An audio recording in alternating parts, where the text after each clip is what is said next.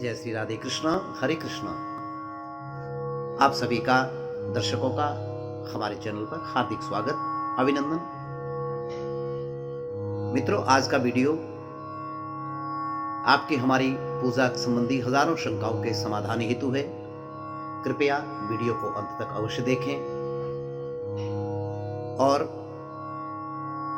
मैं समझता हूं आज के इस वीडियो में आपकी बहुत सारी शंकाओं का समाधान अवश्य होगा। श्रीमन नारायण अत्यंत प्रचलित और प्रायः हम सभी के मन में, हमारे पास भी हजारों लाखों प्रश्न ऐसे आते हैं और मन में लोगों के अनेक बारंबार उठने वाला यह प्रश्न है कि वर्षों से हम पूजा पाठ कर रहे हैं, जब तक करते हैं, लेकिन घर में अथवा हमारे मन में अशांति का साम्राज्य जस का तस बना हुआ है, ज्यों का त्यों है। दूसरी बात, जैसे ही हम पूजा पाठ में बैठते हैं, छींके आना, जम्भाई आना, आलस्य आना, निद्रा आना अथवा मन का बारंबार इधर उधर भटकना, माला पकड़ते ही मन का भटक जाना, मन में बुरे विचार भी, कई लोग कहते हैं मन में बुरे विचार आने शुरू हो जाते हैं। तो इन, और दूसरी बात, महत्वपूर्ण बात, कि पूजा पाठ का फल क्यों नहीं मिल रहा है, तो इन सभी का संक्षिप्त उत्तर है पूजा की विधि को न अपनाकर मनमाने ढंग से पूजा करना। विधि का ज्ञान न होना, और विधि का ज्ञान न होने से क्या नुकसान हो जाता है, क्या हानि हो जाती है। विधि के भ्रष्ट होने से कार्य भ्रष्ट हो जाता है और कार्य के भ्रष्ट होने से उस कार्य का फल भी नष्ट हो जाता है। संसार में प्रत्येक कार्य की विधि की ही मुख्यता है। प्रत्येक कार्य में विधि, कोई भी छोटे से छोटा कार्य संसार का नहीं है जो बिना विधि के होता हो। प्रत्येक कार्य की जो प्रोग्रेस है वो उस कार्य के बेसिक प्रोसेस पर ही निर्भर करती है, डिपेंड करती है। तो पूजा के लिए जो परम पवित्र जो विधान है, उस परम पवित्र संविधान का नाम है श्रुति स्मृति। इसको बनाया किसने? संख स्मृति में भगवान नारायण कहते हैं, श्रुति स्मृतिर्ममैवाज्ञा यस्तु उल्लंघ्य वर्तते आज्ञाच्छेदी मम द्वेषी मदभक्तोऽपि न वैष्णवः। यह संविधान भगवान के द्वारा ही बनाया गया है। संक्षिप्त में समझे, भगवान की पूजा का जो विधान है, समग्र विधान, वह स्वयं भगवान ठाकुर जी ने ही निर्मित किया है, निर्देशित किया है, प्रतिपादित किया है। तो पूजा पाठ करने से दुख नहीं है। पूजा पाठ में जो काम करना चाहिए उसको छोड़ने से, और जो नहीं करना चाहिए उसको मनमाने ढंग से अप्लाई करने से दुख है। अन्यथा आप विचार करें, पूजा पाठ करने से कभी दुख होता है? कोई अशांति होती है किसी को? नहीं। सच्चिदानंद रूपाय, भगवान आनंद स्वरूप के निकट जाने से ऐसा कैसे? तो भाई, शास्त्र की विधि को, मनमाने ढंग को छोड़ दें, आज ही छोड़ दें। यह शास्त्र विधि मुत्सृज्य वर्तते काम कारत न सिद्धिर्मवाप्नोति न सुखम न पराम गतिम। श्रीमद् भगवत गीता में भगवान कहते हैं, हे अर्जुन, शास्त्र की विधि को त्याग करके, मेरे द्वारा जो शास्त्र विधि बतलाई गई है उसको त्याग कर जो व्यक्ति कर्म करता है, न स सिद्धिर्मवाप्नोति, तीन चीजें नहीं मिलती, सिद्धि, न सुख और न मोक्ष उसको प्राप्त होता है। तो मनमाना आचरण ही दुख का मुख्य कारण है। यदि आप आज मेरे द्वारा जो मैं आपके लिए संतों की प्रसादी लेकर आया हूं, यानी किसी भी कार्य को हम बिना तैयारी के ना करें। पूजा, नित्य पूजा की भी एक तैयारी है, उसका एक प्रोसेस है। तो सबसे पहला प्रोसेस है स्नान। कई लोग कहते हैं, गुरुजी हम सुबह हाथ मुंह धोकर बैठ जाते हैं, बस जो मन चंगा तो कटौती में गंगा। अरे मेरे भाई, जिसने ये शब्द कहे हैं, जिन्होंने, वो कहां थे, किस ऊंचाई पर जाकर उन्होंने किस अनुभूति से ये शब्द कहे, आप हमारे लिए ठीक नहीं है। तो स्नान, वेदों में वर्णित जितने भी कार्य हैं, धर्मशास्त्र में वर्णित, सभी स्नान मूलक हैं। बिना स्नान के हुए उनका सफल होना संभव ही नहीं है। दक्ष स्मृति में कहा गया है, अश्नातस्य क्रिया सर्वा भवन्ति निष्फलायतः। स्नान आवश्यक क्यों? अत्यंत मलिन कायो नवद्वार समन्वितः सर्वत्येष दिवारातो प्रातः स्नानेन शुध्यति ही। नवद्वार नवच्छिद्रों से युक्त यह शरीर अत्यंत मलिन है, यह काया अत्यंत मलिन है, और इस प्रत्येक द्वार से कुछ न कुछ मल जो है स्रावित होता रहता है। उस मल की शुद्धि हेतु प्रातः स्नान आवश्यक है। दूसरा है वस्त्र। अब हम कई बार जुराबें पहनकर या कैसे भी वस्त्र पहनकर पूजा में बैठ जाते हैं, ऐसा ना करें। आपको ये नहीं करना है, मतलब शास्त्र की आज्ञा नहीं करना। इसलिए मैं श्लोक के प्रमाण के साथ आपको निवेदन करता हूं। स्नानम दानम जपो होम स्वाध्याय पितृतर्पणम पंचयज्ञाभृता तस्य नीली वस्त्रस्य धारणात्। नीला और काला वस्त्र सात्विक पूजा में बिल्कुल ना पहने। एक और मुख्य अंग है तीसरा, पवित्रीकरण। इस प्रकार जल हाथ में लेकर के और ऐसे आप घुमाएं। ओम अपवित्रः पवित्रो वा सर्वावस्थांगतोवाय स्मृत पुंडरीकाक्षं शवाह्याभ्यंतर शुचि। ओम श्रीमन्नारायणाय नमः। पुंडरीकाक्ष पुनातु पुंडरीकाक्ष पुनातु पुंडरीकाक्ष पुनातु, या पुंडरीकाक्षाय नमः, इतना ही बोल दें। इस जल को सिंचित करें। अब है आचमन।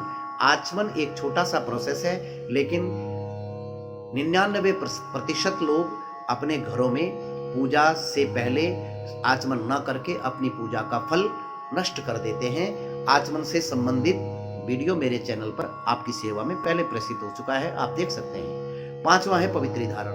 रिंग फिंगर में उषा की अथवा पवित्री ना हो तो सोने या चांदी की अथवा तांबे की रिंग से भी वो आवश्यक है।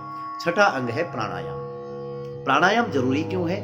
आपके हजारों प्रश्नों का एक दिन आप प्रयोग करके देख लीजिए। प्राणायाम आवश्यक इसलिए है, प्राणायाम 7 प्रकार के कार्य बिना प्राणायाम के सफल नहीं माने जाते हैं। नित्य देवार्चने होमे संध्यायाम श्राद्ध कर्मणि स्नाने दाने तथा ध्याने प्राणायामस्त्रय स्मृतः। प्राण प्राणानाम आयामः। प्राणों की गति को आयाम अवरुद्ध करना, प्राणों की गति को थोड़ा धीमी करना, प्राणों की गति को नियंत्रित करना, कुछ भी अर्थ हो सकता है। प्राणायाम तो एक निश्चित गति से उनको संचालित करने का अभ्यास करना। मित्रों ध्यान देना, मन हमारा सबसे बड़ा शत्रु है, प्रत्येक कार्य में, धार्मिक कार्य में खासकर, और मन ही हमारा सबसे बड़ा मित्र है। मन को नियंत्रित करने का जो मुख्य साधन है, सर्वोच्च साधन, श्रीमद् भागवत महापुराण के अंतर्गत महामना परीक्षित जी को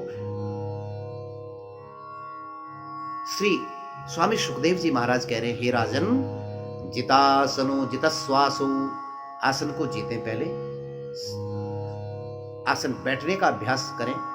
जितासनो जितस्वासो, और उसके पश्चात भगवत प्राप्ति का दूसरा कार्य जो है, दूसरा जो नियम है, जितस्वासो, श्वास प्रश्वास को। तो प्राणायाम शरीर का संबंध इंद्रियों से, इंद्रियों का मन से, मन का बुद्धि से, बुद्धि का आत्मा से, और आत्मा का संबंध मित्रवर्ग परमात्मा से है। तो इस सारे फिजिकल मैकेनिज्म जो हमारा है, इंद्रियां, मन, बुद्धि, आत्मा आदि को संचालित, इन सबका संचालक कौन है? इन सबका संचालक है प्राणवायु। तो प्राणवायु को नियंत्रित करके आप देखेंगे 60 वर्षों से जो नहीं हुआ वो 6 दिनों में आपको लगेगा कि मेरे अंदर अंतर आया है और मेरी पूजा में मेरा मन मेरा मित्र बन गया है। इस मन को निरुद्ध करने का, इस मन को कंट्रोल करने का, इस मन को वश में करने का पूजा से पहले और अपना मित्र बनाने का एक ही साधन है प्राणायाम परम बलम। श्वास प्रश्वास का और मन का बड़ा गहरा संबंध है। आप देखेंगे जब कभी आपके मन में क्रोध आता है और आप क्रोधित हो जाते हैं, इंद्रियां भी वैसा स्वरूप दिखा देती हैं और श्वास प्रश्वास की गति स्वयं तीव्र अथवा उखड़ जाती है। इसी प्रकार से आप मैकेनिज्म को समझें और ध्यान देना, मित्र बना हुआ मन आपके साथ, आपकी मर्जी से चला हुआ मन आपके प्रत्येक कार्य में साथ देता है। अब आता है भूतोत्सादन। अपने बाएं हाथ में सेती सरो रख लें या चावल रख लें और ओम अपसर्पन्तु ते भूता ये भूता भविष्यस्तदा ते भूता ये भूता विघ्नकर्तारस्ते नश्यन्तु शिवाज्ञयः, और चारों तरफ ओम प्राच पूर्व दक्षिण पश्चिम उत्तर इस प्रकार से आप चारों तरफ ओम नमः शिवाय बोलकर छोड़ सकते हैं, क्योंकि जिस स्थान पर आप बैठे हैं वहाँ पर नकारात्मक शक्तियाँ हो सकती हैं। जिस स्थान पर आप बैठे हैं वहाँ पर विजिबल और नॉन विजिबल कुछ नेगेटिविटीज हो सकती हैं, उनको दूर करने के लिए, या भूत प्रेत पिशाच आदि शक्तियां हो सकती हैं, उनको नियंत्रित केवल महादेव के द्वारा ही वे नियंत्रित अथवा निष्कासित हो सकते हैं। प्राणायाम के बारे में दोबारा कह दूं कि यदि आप प्रत्येक दिन कम से कम 21 टाइम्स प्राणायाम कैसे करना है, ये दाएं नासा छिद्र को बंद करके बाएं से श्वास खींचे, इसको कहते हैं पूरक, फिर बंद कर लें, इसको कहते हैं कुंभक, और फिर दाएं से छोड़े, इसको कहते हैं रेचक। इस प्रकार से आपने प्राणायाम करना है और 21 अथवा 51 बार ये प्राणायाम आपको करना है। उसके पश्चात भूतोत्सादन हो गया, आसन शुद्धि, पृथ्वी माता को जल का छींटा, तिलक, चावल, पुष्प आदि लगा करके और आसन को प्राणायाम करें। पृथ्वी त्वया धृता लोका देवी तुम विष्णुना धृता तुम च धार्यमां भद्री पवित्रम कुरुचासनम। हे पृथ्वी माता, हे धरती माता, मैं आपके ऊपर बैठ करके यह साधन करने जा रहा, आत्म कल्याण के लिए मैं पूजा करने जा रहा हूँ। कृपया मेरे समस्त विघ्नों को धारण कर, समस्त विघ्नों को दूर करके और मुझे अपनी कृपा प्रदान करें। गंगा आदि जो आपने जल का लोटा भर के रखा है, उसमें गंध अक्षत पुष्प डाल करके ओम श्री भागीरथ्यै नमः गंगा आदि का पूजन करें। शंख का पूजन, घंटी का पूजन, ओम पांचजन्याय नमः जल का छिटा देकर तिलक लगाएं। ओम घंटाकरणाय गरुड़ वाहनाय नमः, घंटी जो आपके लेफ्ट साइड में बाएं हाथ में रखी है उसका पूजन। धूप पात्र का पूजन, दीपक का पूजन, और अब आता है विशेष अंग जो आपको कहीं भी यह मिलने वाला नहीं है। बेशक थोड़ा सा आपको लगेगा कि वीडियो लंबा हो रहा है, लेकिन आप सबके कल्याण के लिए लगभग पिछले 6 महीनों से मैं इस प्रोसेस को विचार करने की कोशिश कर रहा हूं कि आप तक कैसे पहुंचा जाए। तो मित्रों, ये अर्घ जो है, या इस प्रकार से ये अर्घ पात्र इसको बोलते हैं, इसको अर्घा भी कह देते हैं, ये आप देख लीजिए। तो इस प्रकार इन 2 उंगलियों के ऊपर रख करके तर्जनी और कनिष्ठा इसको दूर करके अंगुष्ठ की छाया इसके ऊपर अवश्य पड़नी चाहिए। एक प्लेट अथवा पात्र ले लें, उस पात्र में आपको लगभग 26 अर्घ होते हैं ये देने। ओम श्री गणेशाय नमः, ओम सत्यनारायणाय नमः, ब्रह्मणे नमः, ओम विष्णवे नमः, ओम रुद्राय नमः, ओम देव्ये नमः, ओम नवग्रहेभ्य नमः, ओम इष्ट देवताभ्य नमः, ओम कुल देवताभ्य नमः, ओम ग्राम देवताभ्य नमः, ओम स्थान देवताभ्य नमः, ओम प्रधान देवताभ्य नमः, ओम एतत् कर्म प्रधान देवताभ्य नमः, ओम आराध्य देवेभ्य नमः, ओम पंचलोकपालेभ्य नमः, पंचमहाभूतेभ्य नमः, ओम दशदिक्पालेभ्य नमः, ओम अष्टकुलनागेभ्य नमः, ओम अष्टवसुदेवताभ्य नमः, ओम भूरादिलोकेभ्य नमः, ओम साक्षीभूताय नमः, ओम धर्माय नमः, ओम धर्मराजाय नमः, ओम चित्राय नमः, ओम चित्रगुप्ताय नमः, ओम मित्राय नमः, ओम वरुणाय नमः, ओम कुबेराय नमः, ओम श्रवण देवताभ्य नमः। ध्यान रहिए, केवल जल इस प्रकार से पकड़ करके आपने छोड़ते रहना। ये क्यों? ये 26-27 देवता हमारे प्रत्येक कर्म के साक्षी हैं। और अंत में आप कहेंगे कि ये श्रवण देवता कौन है? गरुड़ पुराण के अनुसार श्रवण और श्रवणिया, ये श्रवण देवता जो है ब्रह्मा जी के पुत्र हैं और एक संसारी व्यक्ति के, आपके, हमारे प्रत्येक कर्म के साक्षी हैं। अंधेरे में भी, अंधकार में भी कोई कर्म करेंगे, श्रवण देवता की नजरों से नहीं छूट सकते। श्रवण देवता को प्रसन्न करने वाला जो भी जीव है, श्रवण देवता मुख्यतः हमारे सभी कर्मों का साक्षी के साक्षी रहते हुए सभी कर्मों की जो का वर्णन जो है वह सभी कर्मों का विवरण चित्रगुप्त जी को बताते हैं। इसलिए श्रवण देवता को प्रतिदिन अवश्य ही अर्घ देना चाहिए। श्रवण देवता को जो प्रसन्न रखते हैं वे धर्मार्थ का मोक्ष, चारों पुरुषार्थों की सिद्धि प्राप्त करते हैं। फिर आपने तिलक रखा होगा, बाएं हाथ में तिलक रखना है और इन सभी देवताओं को फिर उसके पश्चात बाएं हाथ में जो रखा हुआ तिलक है, चकले से अथवा चंदन घिसने की पथरी से सीधा तिलक नहीं लगाना है, वहां से तिलक लेकर के और अपनी अपनी परंपरा के अनुसार तिलक से संबंधित वीडियो इसी वीडियो के साथ उसके डिस्क्रिप्शन बॉक्स में अथवा वीडियो के साथ संलग्न करने का प्रयास करूंगा।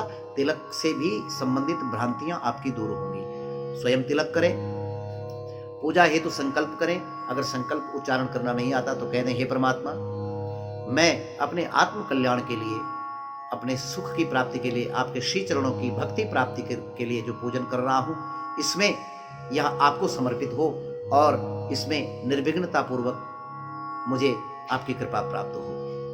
अब ये आपने 17 अंग पूरे कर दिए। अब आता है 5 उपचार: गंध, चंदन, पुष्प, धूप, दीप और नैवेद्य। ये आपके पास रखे होने चाहिए। पंचदेव, अब बारंबार मेरे द्वारा पहले के वीडियो में भी कहा गया है कि जब तक आप 5 देवताओं की उपासना नहीं करते हैं तब तक कौन कौन? आदित्यं गणनाथं च देवीं रुद्रं च केशवं पंचदैवतमित्याहु सर्वकर्मसु पूजये। ये 5 तत्वों से आपका हमारा शरीर बना हुआ है। ये 5 महाभूत बाहर भी हैं, अंदर भी हैं। इन 5 महाभूतों को संतुष्ट करना सबसे पहला कर्म है। 99.9 लोग इस प्रोसेस को इग्नोर कर देते हैं और उसके कारण सारी जिंदगी माथा पीटते रहते हैं। अरे मेरे भाई, शास्त्र का संविधान है, उसे मानिए। पंचदेवों का पूजन पंचोपचार से आपको करना है। पूजा करके, और कौन कौन से? गणेश जी, दुर्गा जी, विष्णु जी, शिव जी और सूर्य नारायण। ये अगर आप करते हो तो गारंटी के साथ मैं आपको कहता हूं कि आपकी पूजा जो 6 वर्षों से नहीं 60 वर्षों से फल प्राप्ति नहीं हो रही, 6 दिन में फल प्राप्ति होगी। अब आप पूजा के लिए पूरे तैयार हो चुके हैं। अब नित्य जप, गुरु के द्वारा निर्दिष्ट जप, अपना स्तोत्र पाठ, जो भी इष्ट आराध्य हो उनका करके, और अब क्या करना है?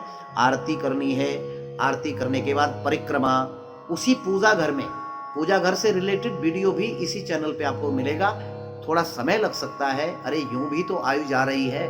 अगर 20-25 मिनट अगर हम किसी सही शास्त्रीय विधान को श्रवण कर लेते हैं तो कोई हानि नहीं है मेरे भाई। तो विचार करना है प्रदक्षिणा, किस देवता की कितनी परिक्रमाएं। आपकी नित्य परिक्रमा, अगर नित्य पूजा करते हो तो अपने घर के आसन में कैसे परिक्रमा के बाद 24वां अंग है नमस्कार, भगवान को प्रणाम करें। उसके लिए श्लोक कोई भी आप कह सकते हैं। और 25वां अंग है क्षमा प्रार्थना। आवाहनम न जानामि विसर्जनम पूजाम चैव न जानामि क्षमस्व परमेश्वर। हे प्रभु, मैं कुछ नहीं जानता, जो कुछ है सब आपकी आज्ञा से है, आपकी इच्छा से है। 26वां सूर्य अर्घ के बिना पूजा सफल नहीं मानी जाती। प्रातः काल की पूजा सूर्य अर्घ के बिना सफल नहीं मानी जाती। मध्याह्न काल की पूजा भी नहीं मानी। वैसे तो त्रिकाल में सूर्य को अर्घ देना चाहिए, प्रातः काल विशेष करके। तो सूर्य अर्घ से संबंधित वीडियो भी हम शीघ्र आपकी सेवा में प्रेषित करेंगे। और 27वां अंग है मित्रों दंडवत प्रणाम भगवान को। कायेन वाचा मनसान्द्रियैर्वा बुद्ध्यात्मना वा प्रकृते स्वभावात् करोमि यद्यं सकलम परस्मै नारायणायेति समर्पयामि।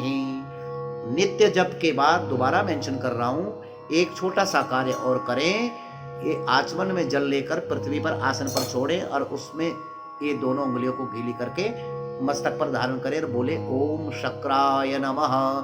जब तक आप इस प्रकार से नहीं बोलते हैं, आपके जन्म जन्मांतर का जप भी जो है इंद्र ले जाते हैं। तो इंद्र को अपना परिश्रम का जो फल है वो इंद्र को न दें। आशा करता हूँ ये छोटा सा प्रयास आपको अच्छा लगा होगा।